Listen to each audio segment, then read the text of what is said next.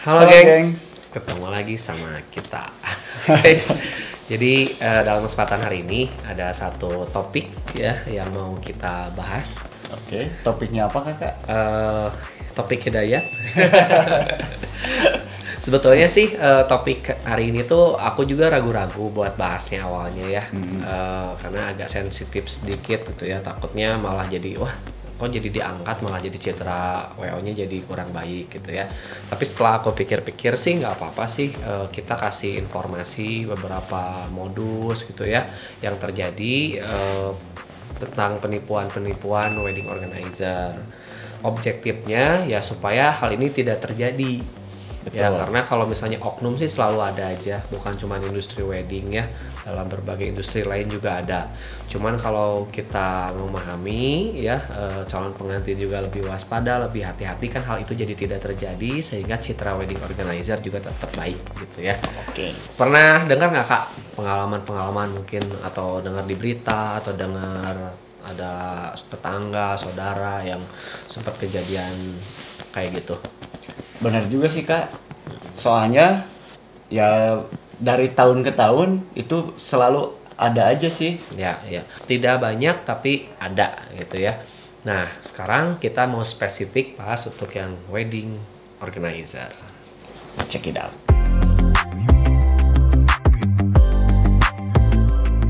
Oke, nah kita diskusi aja ya. Ya kayak sebetulnya aku tadi nulis juga sih karena kita syutingnya baru kita siapin jam 8 sekarang jam 10 pagi teman-teman ya.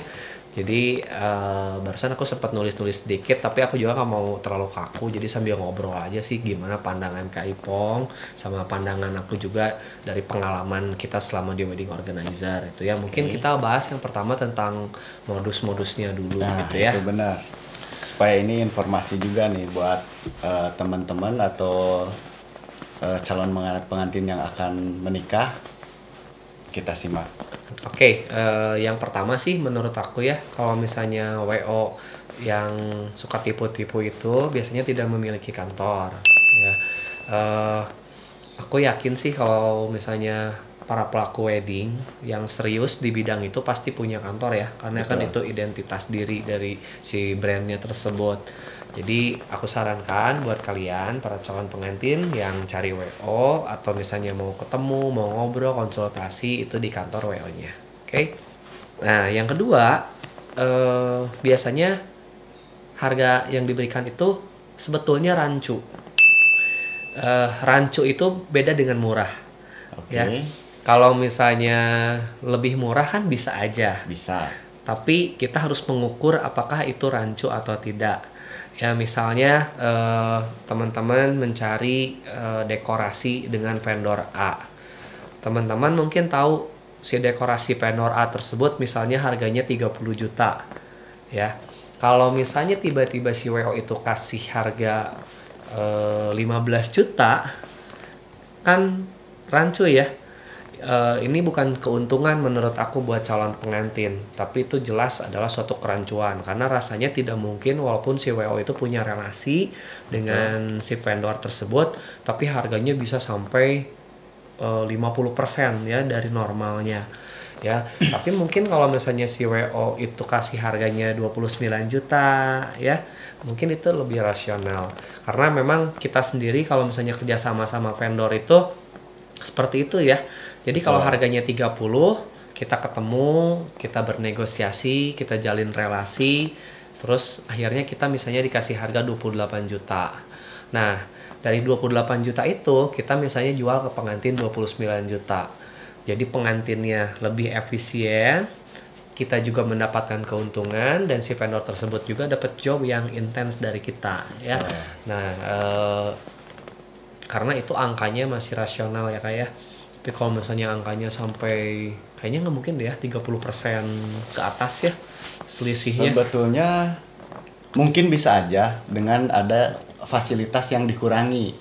Tapi dengan fasilitas yang tetap seperti itu, tapi harganya dikurangi, nah itu baru kita yang rancu juga ya.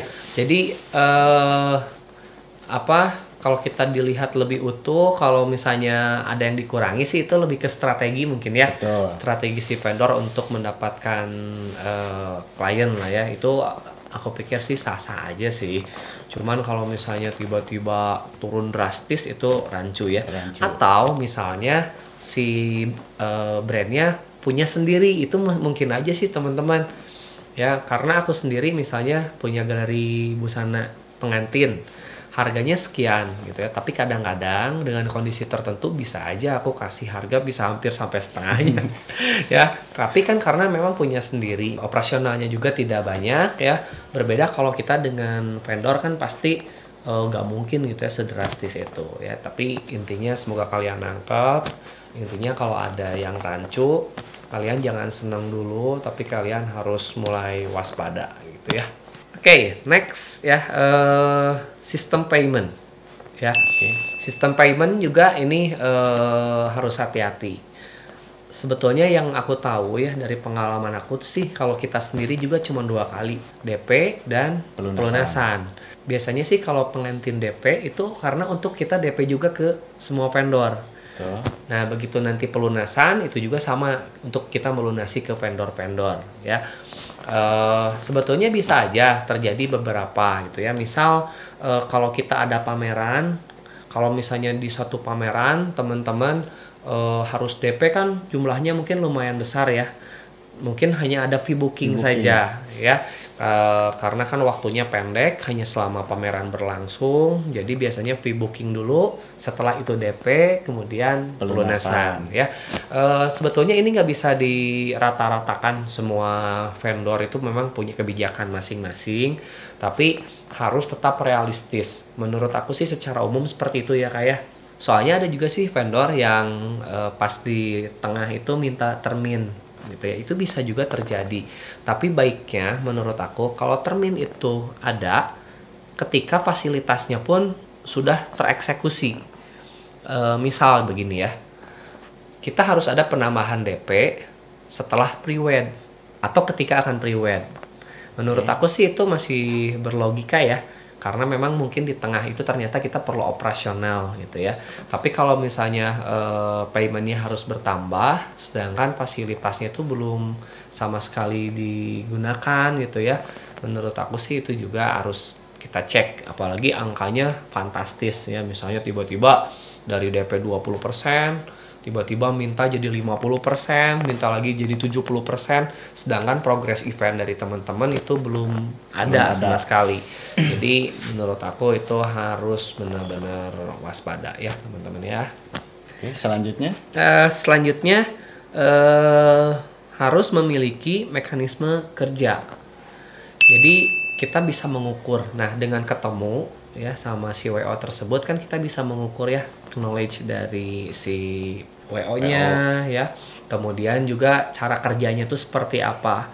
Jangan sampai nanti teman-teman begitu nanti udah DP terus bingung. Setelah ini ngapain? Kayak gimana? Kalau menurut aku sih kalau misalnya seorang wedding organizer profesional pasti memberikan timeline wedding. Jadi nanti setelah pengantin DP itu dia tidak akan kebingungan, tapi tahu kapan harus ketemu lagi, ya. Setiap pertemuannya itu agendanya apa saja, apa yang harus disiapkan dengan siapa saja, itu semuanya itu sudah ada, ya, sampai menuju nanti ke hari H. Gitu. Next, image dari si wedding organizer tersebut, ya. Nah, kita harus cari info juga. Biasanya kan kalau pengantin itu ada referensi lah ya. Betul. Dari teman, dari saudara, atau dari vendor juga bisa. Ya, misalnya ini WO-nya kayak gimana. Sama sih, misalnya kalian juga bisa nanya yang lain. Nanya tim foto, nanya tim musik, tim make up gitu ya. Itu bisa banget nanya ke WO alias sebaliknya. Jadi referensi itu akan menjadi data yang melandasi teman-teman untuk memilih wedding organizer tersebut ya, karena rasanya seorang wedding organizer profesional itu akan sangat menjaga sekali image ya, bukan hanya dengan pengantin tapi juga dengan lingkungannya ya, dengan vendor. Nah, poin selanjutnya yang harus diperhatikan itu adalah salah transfer. Yang aku maksud salah transfer ini gini teman-teman ya, kita ketahui di wedding organizer itu kan pasti ada nomor rekening perusahaan ya. Betul. Biasanya kalau tidak nama perusahaan, nama ownernya ya. Mohon maaf nih ya, sebelumnya kan ada juga bisa aja ada staffnya, karyawannya ya. Ini pernah kejadian juga, pengantin misalnya transfernya ke timnya, kemudian timnya ternyata tidak amanah atau memang sebetulnya tidak diamanati gitu ya oleh si ownernya untuk transfer ke situ. Nah tiba-tiba pergi gitu ya. Nah itu juga bisa jadi problem. Jadi teman-teman harus cek dulu dari awal. Biasanya nomor rekening itu tertera di press listnya. Jadi itu penting banget ya teman-teman ya. Jangan sampai nanti terjadi hal yang tidak diinginkan kayak gitu. Jadi jangan sampai salah transfer. Nah kalau kakak sendiri kira-kira ada nggak mungkin masukan juga untuk para calon pengantin? Entah itu modus atau indikasi yang bisa dilihat kalau misalnya terjadi hal seperti ini. Kalau menurut aku sih WO yang jelas gitu ya, maksudnya yang benar, itu bisa kita lihat dari aktivitasnya. Kalau sekarang sih mengukur aktivitasnya bisa di sosmed. Misalkan si WO itu agendanya ada pre-wed, kemudian ada pendampingan fitting atau sudah jelas event gitu ya, pasti ada di story. Ya bener juga sih. Soalnya kan kalau misalnya wedding organizer, sektor kerjanya kan wedding. Betul. Ya. Nah teman-teman bisa ngelihat masa sih dalam waktu misalnya beberapa hari ya. Kan setiap hari itu harusnya aktivitas kerja, punya staff gitu ya. Jadi pasti ada pendampingan pre-wed, fitting, meeting ya, meeting keluarga, meeting vendor, terus ketemu klien, presentasi, itu kan biasanya pasti ada minimal story lah ya. Betul. Insta story itu. Nah jadi bisa dilihat juga aktivitasnya ya. Gak mungkin kan misalnya tiba-tiba event dia sektornya wedding, nge-uploadnya misalnya jualan krim gitu atau yang lainnya gitu ya. Nah itu kan bisa membaca kerancuan juga gitu ya. Nah jadi betul banget tadi kata Ipong ya. Terus biasanya gini sih, tambahan dari aku, kan biasanya nge-upload juga ya di feeds gitu ya, Instagram misalnya. Nah itu dicek kira-kira nge-tag nggak ke si pengantinnya. Ya, benar nggak sih? Benar. Atau ke vendor-vendor. Nah, karena kan sosial media juga bisa saja dimanipulasi gitu ya. Sekarang tuh di zaman sekarang tuh bisa dilakukan. Tapi kan kalau misalnya vendornya di tag, kemudian pengantinnya juga di tag ya, kemudian aktivitasnya juga daily-nya tuh memang fokus di wedding gitu ya. Menurut aku sih itu bisa terukur banget ya si WO itu tuh baik atau sudah mulai nih ada yang rancu-rancu gitu ya. Kalau masuk asosiasi bisa nggak sih, ngaruh nggak menurut kakak? Kalau untuk sekarang sih bisa jadi berpengaruh, bisa berpengaruh banget karena dengan situasi pandemi seperti ini, WO yang ada di asosiasi kan sudah jelas ya dari segi protokoler yang harus dijalankannya itu seperti apa. Nah iya sih ya, bukan berarti yang masuk asosiasi pasti aman juga gitu ya, atau misalnya nggak masuk asosiasi juga nggak aman ya atau nggak baik. Cuman memang kalau masuk asosiasi kan tanggung jawabnya lebih, selain harus menjaga nama brand dia, tapi juga menjaga nama baik asosiasinya. Dan kalau sampai ada problem sekecil apapun, pasti jadi meluas gitu ya. Nah, kemudian di asosiasi juga kan ada proses development dari mulai keuangan, bisnis, ya strategi marketing, maintenance klien.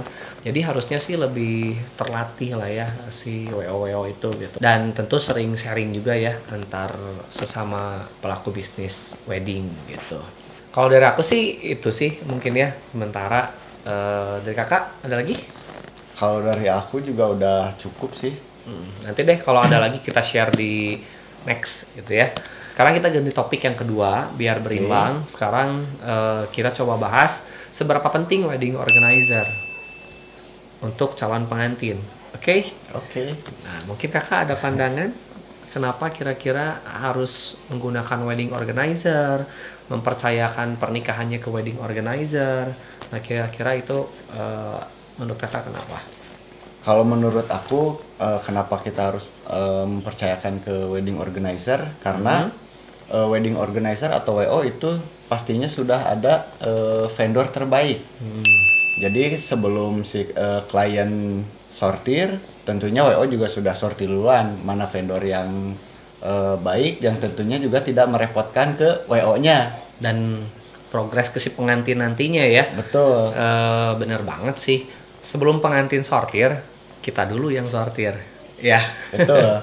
Karena tidak mungkin kita memilih vendor pas implementasi nanti malah menghambat gitu ya. Memang kadang-kadang kita juga dari WO kesulitan loh teman-teman cari rekanan vendor yang baik gitu ya. Karena parameternya banyak. Sosial medianya harus bagus, attitude-nya harus bagus, harus fleksibel, responnya cepat. Dan biasanya seidealis ini ya, ini baru beberapa poin aja yang aku sampaikan itu. Yang ini bagus tapi ada satu poin yang kurang. Poin yang ini ada yang bagus, yang ininya ada yang kurang gitu ya. Karena pasti kan kita juga, semua orang juga, semua brand juga ada kelebihan dan ada kekurangannya. Tapi memang ya pada akhirnya pasti kan walaupun sama-sama ada kekurangan, tetap yang terbaik yang akan diambil untuk dimasukkan ke paket si WO tersebut.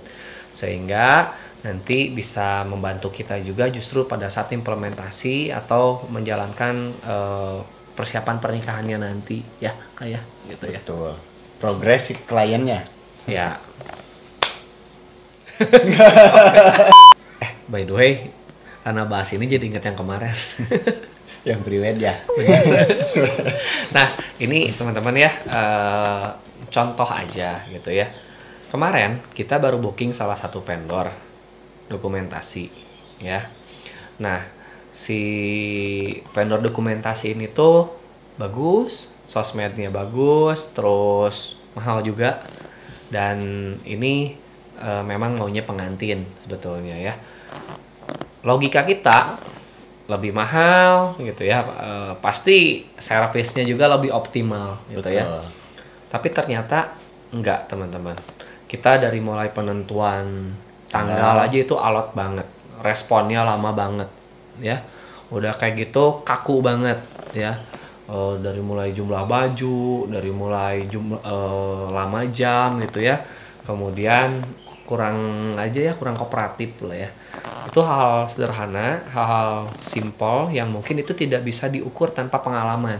Betul. Kan kalau teman-teman lihat sosmednya mungkin bagus, udah gitu ya. Tapi klien aku juga kemarin kecewa sih sebetulnya, karena sampai sekarang itu belum ketemu ya kayak bisa nggak tanggal 11, bisa nggak tanggal 13, nggak bisa nggak, susah banget gitu ya. Sebetulnya sih nggak apa-apa kalau emang nggak bisa, kan nggak bisa dipaksakan jadi bisa. Betul. Tapi minimum interaksinya cepat. Ini sudah nunggu 8 jam, udah nunggu 10 jam, maaf nggak bisa gitu kan. Jadi dari nol lagi, nunggu lagi 8 jam atau lebih.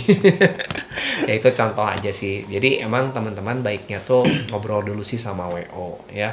WO tuh menurut aku sih WO yang baik itu nggak mungkin deh ngejerumusin gitu ya. Betul. Oh ini gini gitu ya, nggak mungkin atau gimana. Karena kan kalau misalnya lancar, baik-baik aja kan nanti si WO juga lebih nyaman juga ya, nanti lebih mudah juga gitu dalam menjalankan working proses menuju ke hari H tersebut gitu ya. Oke, ada lagi nggak Kak? Kakak ada lagi nggak?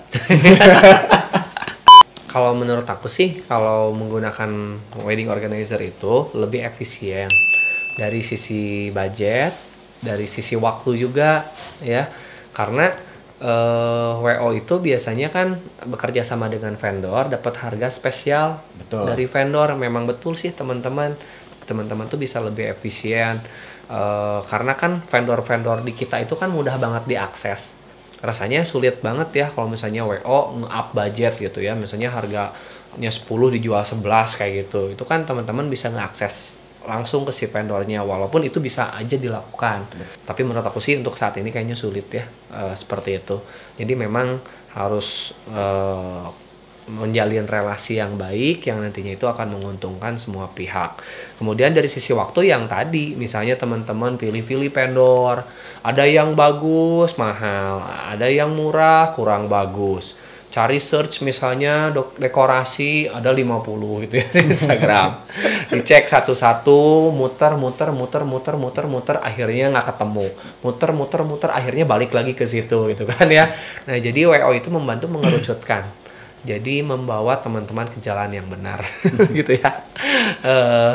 Karena kalau WO sudah ada paketan kan ada budget ya di paketan tersebut. Nah, biasanya ya pasti dipilihkan vendor terbaik sesuai budget tersebut. Jadi teman-teman lebih cepat, teman-teman tinggal lihat listnya, teman-teman cek, bagus, harganya sesuai, udah tinggal jalan kayak gitu sih. Terus ada lagi nggak Kak? Service lebih optimal menurut aku. Karena kita kan sudah rekanan ya, bukan sekali dua kali. Jadi kita juga tahu performa setiap personal atau personil dari si vendor tersebut. Jadi kita tahu nih kalau mau pre-wed fotografer yang paling bagus di timnya dia siapa. Kalau misalnya musisi yang paling bagus di dia itu siapa. Nah, biasanya kita udah kerja sama. Misalnya kalau setiap event gue pokoknya harus dia gitu kan. Nah, kayak gitu. Jadi biasanya hasilnya optimal karena kita juga pasti ingin yang terbaik untuk calon pengantin. Karena kalau di lapangannya bagus, baik, seluruh tamu undangan dan keluarga yang hadir itu bisa jadi adalah calon pengantin kita. Ada lagi Kak? Vendor lebih fleksibel juga. Ya. Kadang-kadang dalam persiapan pernikahan itu ada detail, misalnya yang kelupaan sedikit-sedikit. Misalnya ternyata hand bouquetnya belum ada. Tapi kalau misalnya kita punya rekanan ya vendor, itu biasanya bisa dikondisikan. Misalnya ke orang dekor, bro, misalnya ini belum ada hand bouquet gitu, bisa minta tolong nggak dibuatin. Misalnya mau pre-wed, waktunya itu 5 jam. Tiba-tiba 5 jam belum beres, udah tinggal berkedip sekali gitu ya. Siap gitu ya. Nah, jadi itu penting ya, kayak gitu-gitu ya. Jadi kita juga nggak ada problem gitu. Dalam perjalanan itu lancar gitu semuanya. Makanya lebih enak sih kalau misalnya pengantin itu ambil wedding package langsung ke kita gitu. Oke. Ada lagi? Ya kualitas vendornya juga terukur. Karena pengantin misalnya ngelihat di sosial media bagus, implementasinya belum tentu. Betul. Kalau misalnya wedding package itu ngambil ke WO, kan minimal si WO-nya tahu kualitasnya. Kayaknya kita juga nggak mau ya di hari H nanti tiba-tiba kita kena komplain dari pengantin. Jadi harusnya WO itu membuat paketan itu yang terukur, yang menurut dia itu aman. Kayak aku sendiri sih sesimpel nih, kalau gue nikah segini mau nggak ya gitu, malu-maluin nggak ya gitu ya. Nah, kalau menurut kita sudah terukur ya poin-poinnya ya dari semua vendor yang dilibatkan, ya baru harusnya kita jual ya si paket tersebut. Jadi teman-teman yang mau bikin paket juga nih untuk para WO, menurut aku sih jangan yang coba-coba ya. Misalnya, duh ini bagus nggak ya? Tapi harganya masuk, udah aja masukin dulu lah ke paket misalnya. Jadi baiknya sih dilihat dulu, dicek dulu, disortir dulu ya. Karena harusnya kerjasama itu jangka panjang, jangan jangka coba-coba. Nanti kalau event ini nggak bagus, nggak akan dipakai lagi, nggak akan kerjasama lagi gitu ya. Nggak seperti itu. Tapi harus dipastikan dari awal baik supaya nanti terjalin relasi yang baik juga dengan si vendor tersebut. Kalau aku sendiri tuh paling nggak suka ganti-ganti vendor. Kalau ada yang kurang, menurut aku lakukan development, lakukan sharing sama si vendor tersebut. Atau misalnya si vendor tersebut ke kita juga boleh. Jadi sama-sama nanti berjalan seiring sama si vendor rekanan tersebut. Dengan seperti itu, kita akan memiliki loyalitas terhadap si rekanan. Jadi si rekanan juga akan loyalitas ke kita. Ya, jangan sampai nanti kita ada 5 event, tapi misalnya 5 vendor yang kita booking. Jadi yang ini satu semuanya juga jadi ngerasa sedikit gitu ya. Tapi kalau kita punya 5 event, 4 atau 5 eventnya ke dia semuanya, artinya kita loyal, kita percaya ke dia, dan dia juga akan ngasih selalu yang terbaik buat kita gitu sih Kak, menurut aku. Iya juga sih ya. Soalnya kadang ada beberapa vendor juga yang secara di sosmednya bagus, tapi implementasinya kurang bagus. Nah, ada lagi nggak Kak? Ya menyerahkan kepada ahlinya. eh wedding organizer ini ibarat kalau kita sakit kemana? Dokter. Ke dokter. Nah, kalau mau nikah ke WO. Ya, ya kurang lebih gitulah filosofinya ya. Karena kan ahlinya, daily-nya dia bekerja di sektor itu gitu ya. Tentu harusnya expert di bidang ini. Bisa membantu pengantin mempersiapkan pernikahannya dengan baik sesuai ekspektasinya ya. Karena pengantin itu bisa punya konsep. Kalau punya konsep, pertanyaannya siapa yang akan membantu mengimplementasikan konsep tersebut? Kan nggak mungkin pengantin di pelaminan ke bawah gitu ya, bagi-bagiin kembang api. Ya. Atau sebaliknya tidak punya konsep, masih bingung, masih ngeblank. Kan itu perlu arahan juga dari tim WO atau di ahlinya. Ya ahlinya ya wedding organizer menurut aku sih gitu ya. Terus nggak ribet juga ya. Ya definisi nggak ribet ini ya karena ada timeline wedding. Bayangkan kakak misalnya punya uang, bisa pilih vendor yang bagus, tapi setelah kakak pilih vendor, setelah kakak bayar, setelah itu kakak bingung juga. Mau ngapain? Mau ngapain setelah ini? Gimana setelah ini? Gimana caranya supaya terkoordinasi dengan baik, dengan simple, mudah di antara satu vendor dengan yang lainnya, dengan pengantin, dengan keluarga, semua. Ya jawabannya wedding organizer. Karena peranan wedding organizer ini kan berada di tengah-tengah ya, di antara semua vendor dan juga keluarga dan pengantin. Jadi kalau misalnya pengantin ada yang mau ditanyakan, keluarga ada yang mau ditanyakan, vendor ada yang mau dikoordinasikan, semuanya menjadi satu sektor, satu pintu di wedding organizer. Tapi bukan berarti tidak touch juga ke vendor yang lain ya atau sebaliknya. Tapi maksudnya bisa dijembatani, bisa dihandling oleh WO. Tapi jika dirasa WO berpikir oh ini harus ketemu nih antara vendor dengan pengantinnya atau memang harus diagendakan poin-poinnya, ya pasti itu dilakukan gitu. Cukup kali ya? Cukup. Nah mungkin segitu dulu teman-teman ya diskusi aku sama Aipong hari ini.